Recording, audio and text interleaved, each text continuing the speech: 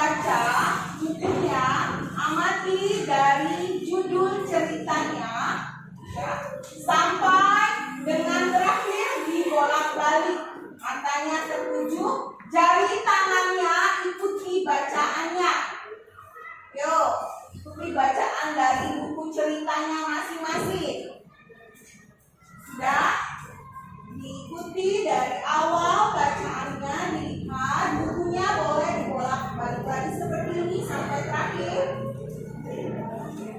Dipusatkan perhatiannya kepada bacaannya. Boleh dibuka-buka, boleh. Siang nggak ada. Boleh dibuka-buka buku bacaannya. Iya. Sudah? Kalau sudah, jari telunjuknya terus ikuti bacaannya masing-masing. Bukunya boleh dibolak-balik. Boleh dibolak-balik ya. Sekarang tadi sudah ada bacaan cerita, ada vampir di rumah ini. Kemudian ada siapa saja yang ada dalam bacaan cerita? Ada Kak Lani, ada Lani, ada Kak Lani, siapa lagi? Lani. Iya. Sekarang kalau sudah kalian fokus, sudah dibaca, dibolak-balik bukunya, silakan kalian temukan masing-masing ide pokok pada setiap paragrafnya. Lihat, dibaca, ditemukan setiap ide pokok paragrafnya pada masing-masing bacaannya.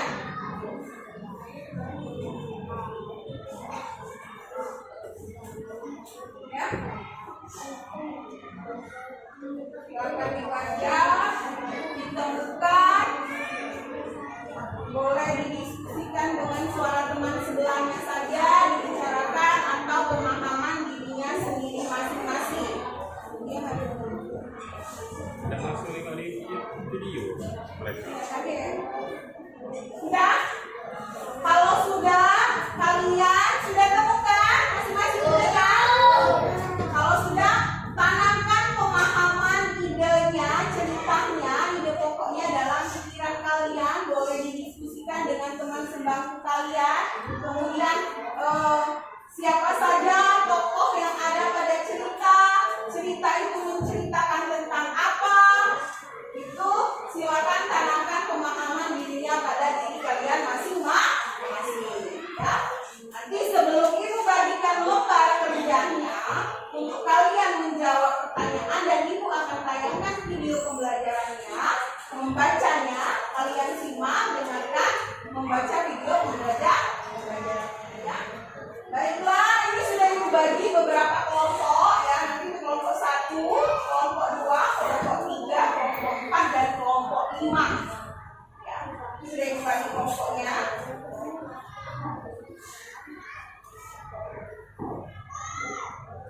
Silakan didiskusikan. Nanti ada sebuah pertanyaan. Ibu akan bagikan lembaran pertanyaannya. Silakan kalian diskusikan. Silakan kalian kompromikan dengan teman kelompoknya masing-masing ya. Mengerjakannya sendiri-sendiri ya nak. Diskusinya.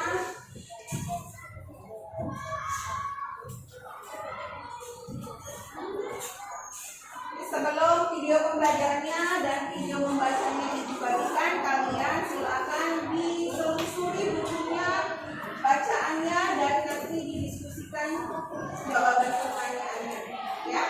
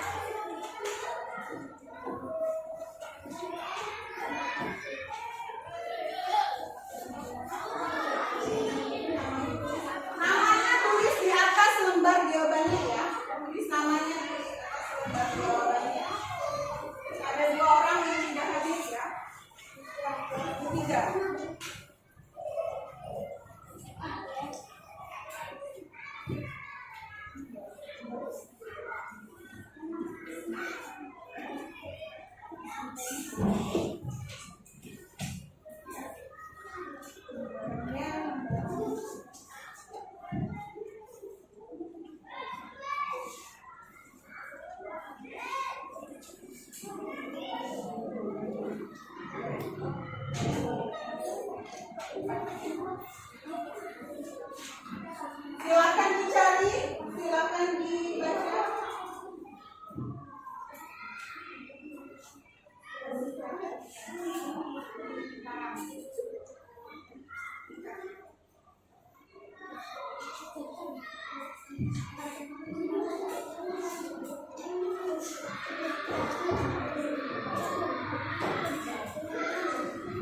Ini untuk lembaran nanti mencari arti kata yang sulit ya.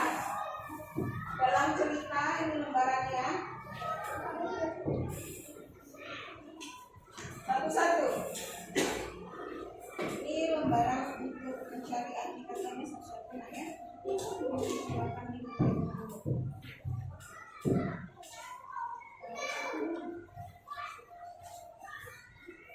Nanti kerjakannya nanti Ibu akan tayangkan videonya sambil kalian lihat dan dengar video membacanya.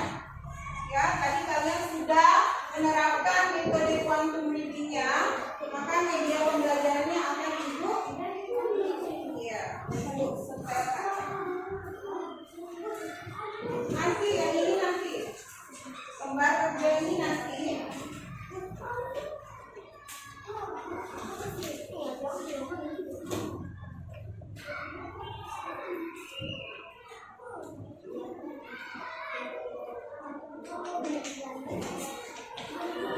Silakan disimak video pembelajarannya dan didengarkan.